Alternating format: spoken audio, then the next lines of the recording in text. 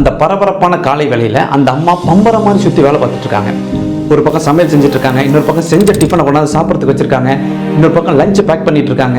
அப்போ அவங்க பொண்ணு அங்கேருந்து கத்திருக்காங்க, அம்மா இன்னைக்கு ஒயிட் யூனிஃபார்ம் தானே, அது எங்கே வச்சிங்க? என்னோட ஒயிட் சாக்ஸையும் காணோம், என்னோட டையை கூட காணோம், ஏன் என்னோட நோட் புக்ஸ் எல்லாம் நீங்கள் எடுத்து வைக்கல அப்படின்னு இவங்க கத்திட்டு இருந்தோடனே பக்கத்தில் பேப்பர் படிச்சுட்டு இருந்தவங்க அப்பா கோவப்பட்டு, நீ 7th ஸ்டாண்டர்ட் வந்துட்ட, இன்னமும் எல்லாத்துக்குமே அம்மா அம்மா அம்மா அம்மான்னு அம்மாவை கேட்டு உட்காந்துருப்பியா? உனக்கே கிளம்ப தெரியாது, போ யூனிஃபார்ம் போட்டு நீயே கிளம்பி வா அப்படின்னு ஒரு அதட்டிட்டு இவர் குளிக்க போயிட்டாரு.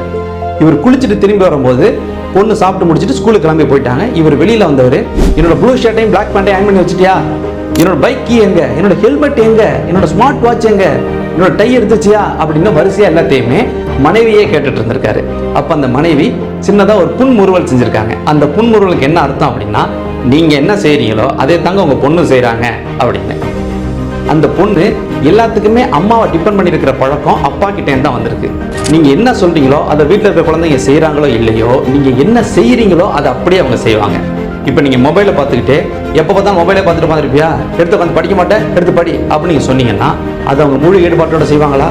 அதுக்காக எனக்கு என்ன எக்ஸாம் இருக்கு நான் உட்காந்து படிக்கிறதுக்கு அப்படின்னு கேட்டீங்கன்னா, உங்க குழந்தைங்களுக்கு ஒரு சில நல்ல பழக்க வழக்கங்களை சொல்லிக் கொடுக்கணும் அப்படின்னா ஒரு சில விஷயங்களை நீங்க செஞ்சுதான் ஆகணும். ஏன்னா ஒரு குறிப்பிட்ட வயசு வரைக்கும் அம்மா அப்பாவான நீங்க தான் உங்க குழந்தைங்களுக்கு ரோல் மாடல் அப்படிங்கிறத மறந்துடாதீங்க.